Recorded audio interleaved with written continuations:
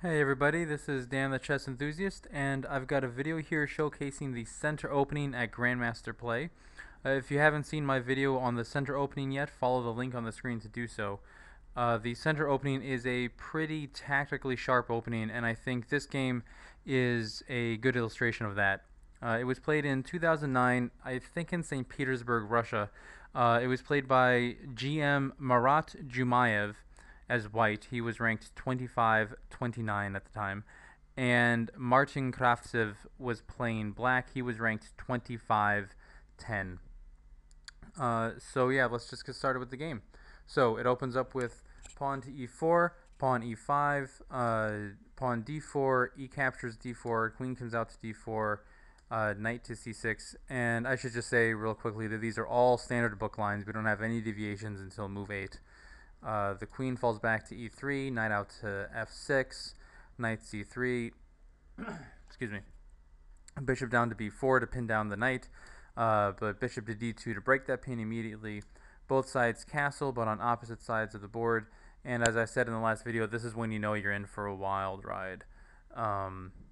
When black and white castle on opposite sides of the board is just a race to the king, as I said in the last video. So here we have the rook coming over to e8.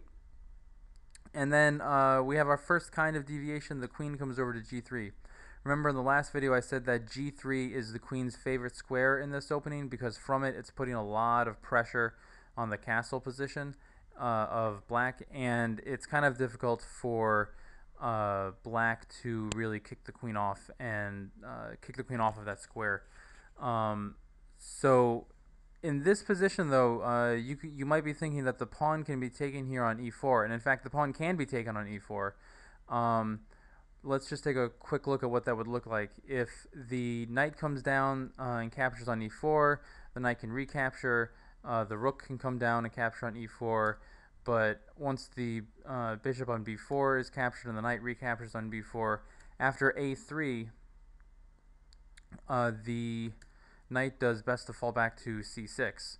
And then after bishop to d3, just to avoid being harassed around the board anymore, it's better for the rook just to fall back to e8 right away. And after knight out to f3, we can see that white is pretty far ahead in development. For that reason, you might even say that the pawn that was sitting here on e4 was a gambit pawn.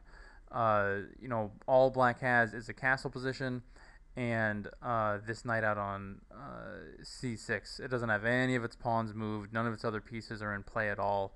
Well, I mean, okay, the rook is grabbing this e-file, but still, white is much farther ahead in development than black is. Black can play something like d6 to try to liberate the light square bishop. But the general idea is that white is just a little better in this position. So that's why instead of grabbing the pawn here on e5, in the game, Kravtsev just played pawn to d6, continuing with development. And the game continued as follows. We have pawn to f3. The bishop comes out to e6. We have knight on g to e2. Then we have king to h8. This is getting it out of the pin that the g7 pawn was in. The bishop could have come up here now to h6.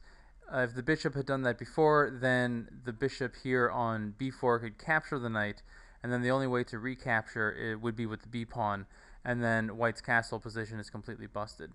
But now that this knight is sitting here on e2, protecting that knight, that means that the bishop could now come up here to h6, pinning down this pawn, attacking the pinned pawn, since the pawn would be pinned to the king if it was here on g8. And that's why we see from Kravtsev the move king to h8, just to avoid all that completely.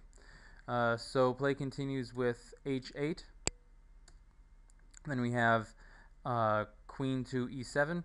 And we have immediately bishop to g5, pinning down the knights to the queen.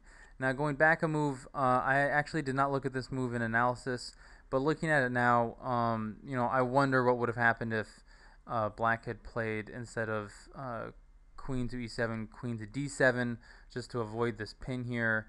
As it is, in hindsight, we can see that this move created a lot of headaches for black. But again, not having looked at queen to d7 in analysis, I can't really say if queen to e7 was a blunder at all.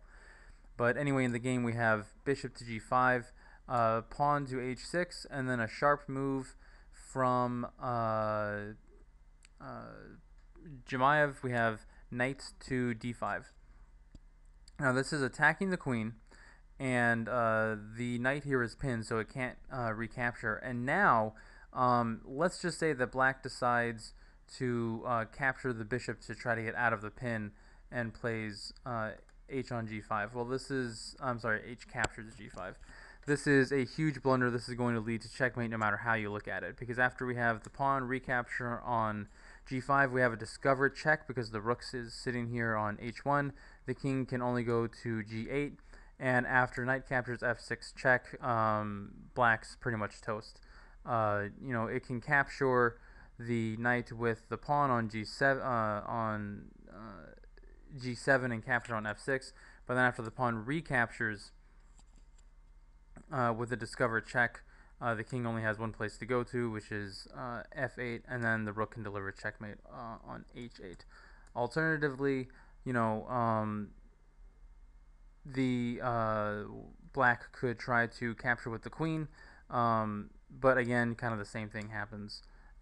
In this position, nothing that black can do is going to prevent the checkmate coming on the next move. It could maybe try king over to f8, but then we have checkmate right there.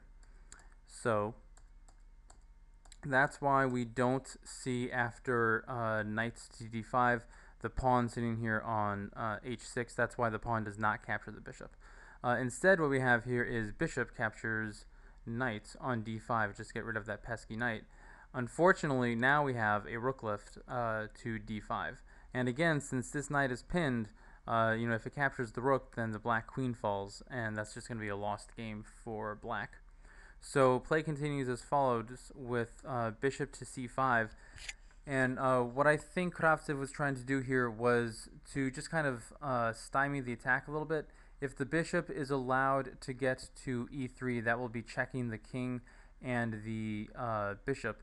And no matter how white reacts to that, if it captures the bishop with its bishop, or if it moves the king off of check, and then the bishop here on e3 captures the bishop on g5, ultimately this pin is going to be broken, and then on the next move, black is going to be able to capture this rook. So to avoid all that, Jemayev simply moves off the king to b1. So play continues as follows with the queen moving over to e6, but then knight to f4 basically forces the queen to move back. Now in the game, the queen played back to e7, walking back into the pin, but I wondered why do that? Why not move to, say, in this position, queen to d7? Well, with the help of computer analysis, I was able to find that the reason black doesn't do this is because it's a losing position. From here, white can actually capture the knight, and the only way to recapture is with the pawn. And after this, it's just pretty much downhill for black, because the castle position is completely busted. Don't forget we have the queen sitting here on g3, so the king is incredibly hemmed in right now. You know, I followed the computer line a little bit. What it came up with was a rook over to h8. The king can play to h7 to protect the pawn. The knight can play over to d5. Rook can come down to e6 to protect the pawn here on f6. But after that, we just have queen to f4, and as we can see, this position is quickly disintegrating. Black can try to push the pawn to f5, but the queen can just capture that, forcing the king to g7. We have the knight come in on f6, and the rook cannot capture the knight because the queen is undefended. So if the rook captures the knight, white captures the queen, and again, that's just a one position. So instead what we have is queen to d8 to kind of get the queen into a better position. It's protected now by the rook, and that knight can be captured.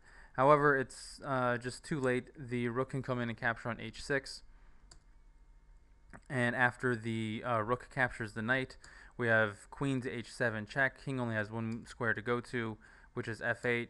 And after queen to h8 check, the king can only go to e7, at which point the rook falls. And this is actually as far as I looked, but you get the idea. This is a completely lost game for black. So that's why in this position right here, after the knight came to f4 attacking the queen, black pretty much had no choice but to walk back into the pin and move queen to e7. So the game continued as follows. We have rook over to f5 and the bishop to d4. We have knight over to d5, again attacking the queen, and the queen just moves back down to e6. But from here, finally, white decides to unleash its attack, and it captures on f6. The bishop recaptures on f6.